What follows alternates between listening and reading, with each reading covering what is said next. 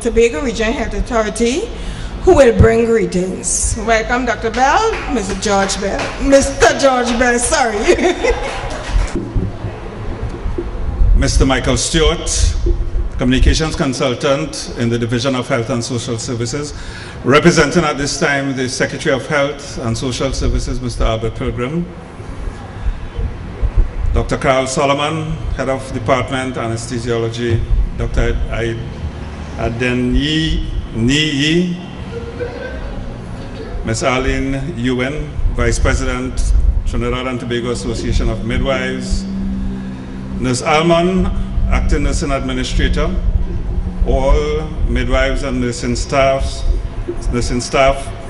Janissa McCollin and Theresa Brito Williams, the reps who you appointed to organize this function and who have been in my office over the past week trying to get some money out of me. Nurse Carol Rivers, thank you for that enlightening speech. Friends, well-wishers, members of the public. Well, you would notice that I have been called two things today, Dr. Bell, and they keep mixing me up with that Bell in the hospital. I've also been called Gordon Bell today. Well, all right. I wish to bring you greetings on behalf of the Chief Secretary of the THA, who is not here today, unfortunately, and other members of his team who were expected to be here, but I know that all of us are aware of the situation that has resulted in his absence, including that of the Secretary of Health and Social Services, the Assistant Secretary, and Mr. Stewart will deal with that in a while. I am indeed happy to join you and the rest of the world as we commemorate the International Day of the Midwife 2011 under the theme, "The World Needs Midwives Now More Than Ever." And it was so good to see as we walked through Scarborough that people started asking questions, you know, are you a midwife, are you this, what are you doing, kind of thing like that. And there are a lot of people, particularly the male in our society, who know absolutely nothing of your function.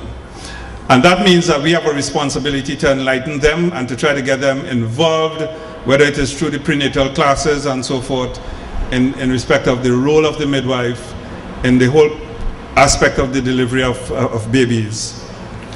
The International Day of the Midwife is an occasion for every individual midwife to think about the many others in the profession,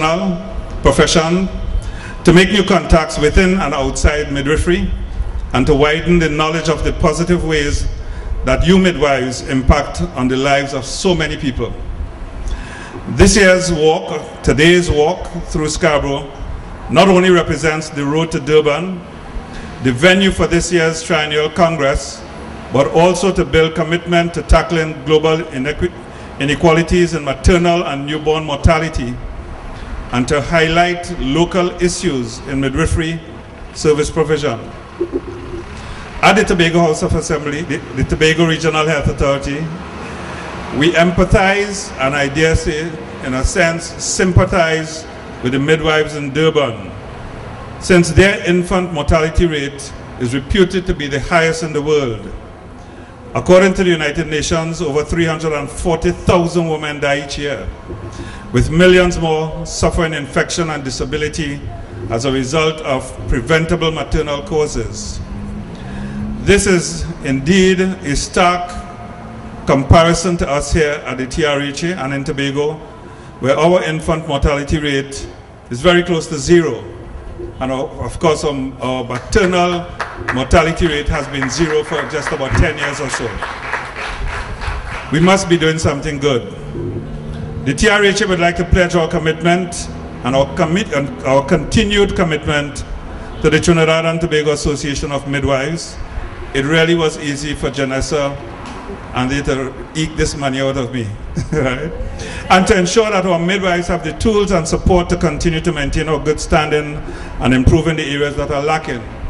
Indeed, as we speak, I think I've just signed off on, it is either 3 or 5 persons going to do the midwifery course in Trinidad, I think starting this week as well. Our focus at the TRHA is always client-centered and patient-oriented. I'm proud to say that we have many committed staff members who go beyond and above the call of duty to ensure that our organizational goals are achieved. We join with you, midwives, in commemorating this day by supporting you in this walk today as we join many other similar organizations around the world. We offer our continued support in all your efforts and contribution to enhancing the health and lives of the world's youngest citizens and their mothers. I thank you and I wish you Godspeed. Thank you, Ms.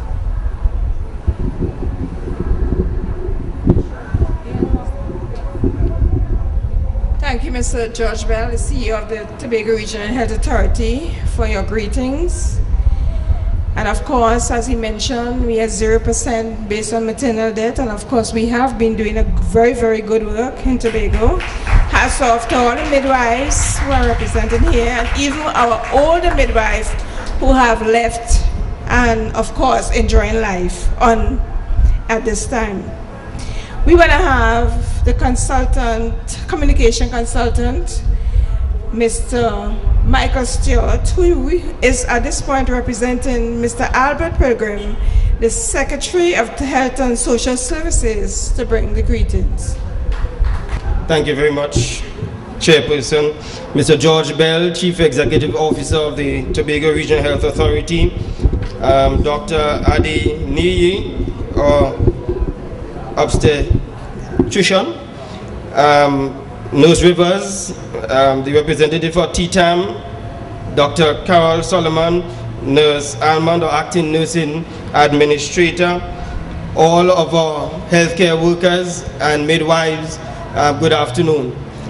I apologize for the absence of the Secretary for Health and Social Services, as he had other engagements and asked me to represent him in this event that he did not want to have go on without a representation from his department. I also apologize for the absence of the Assistant Secretary for Health and Social Services, Mr. Huey Cadet, and also the advisor, Dr. Angus. I want to say that I agree when they have expressed the importance of midwives in our society today. I think I saw a sign that said 90% of persons or babies are delivered by midwives. That shows the high level of importance that you play in our society. And probably you may not have been given the kind of recognition, given the role that you play in ensuring that babies are delivered safe and mothers are healthy. And so therefore I think you owe yourselves a round of applause.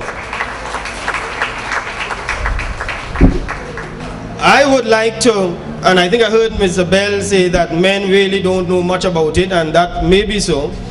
And so of the 90% of babies that have been delivered by midwives, in a sort of skewed way, I'd like to put myself in the 10%, having delivered 2 of my 4 children personally myself. And I think that it is really a humbling experience if we have more men involved in midwifery and also involved in the delivery of their children, because it gives you a different feeling to have to cut the cord of your own child and to be able to see that child grow up. And I think that if we have more males involved in this process, what you will have is more empathy for women and an affinity for children. So midwives are needed more now than ever, and I think that this would have been given more emphasis last year when the United Nations General Secretary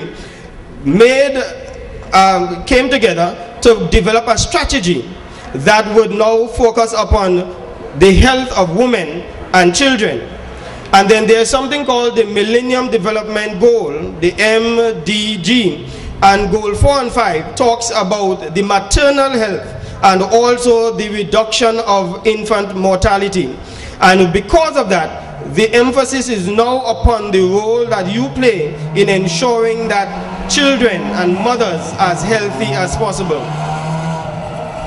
We are proud in Tobago, particularly in the Tobago Regional Health Authority, that our rate of healthy delivery is really enviable, and many or countries would really wish that they had our kind of records. And again, I think you owe yourselves a round of applause.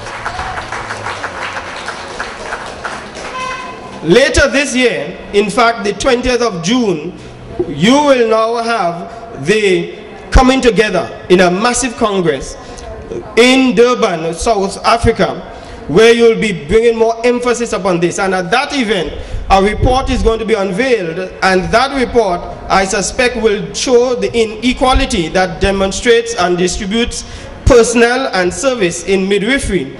And that document, that report, will go a long way to bringing more care, more emphasis, more resources to our midwives as they do their jobs in this society. I want to encourage you as you continue and as we move towards our new hospital, our new facility. Currently what we have at the existing facility, you see a number of mothers being cared for in corridors. And we are saying that in the new facility, that should be a thing of the past, where you'll do it in more comfortable circumstances at the new Scarborough General Hospital. So I think it is really hats off to you for doing so much with so little, even as you continue your delivery. Now, we talk about one of the things midwives always have. They always have stories. Midwives are always full of stories. And I can't forget a story that I heard at the retirement function of some of our nurses. And it was a midwife. And the story was told about this midwife. As she delivered, the baby apparently was stillborn. And they put the baby in whatever circumstance they do with stillborn babies.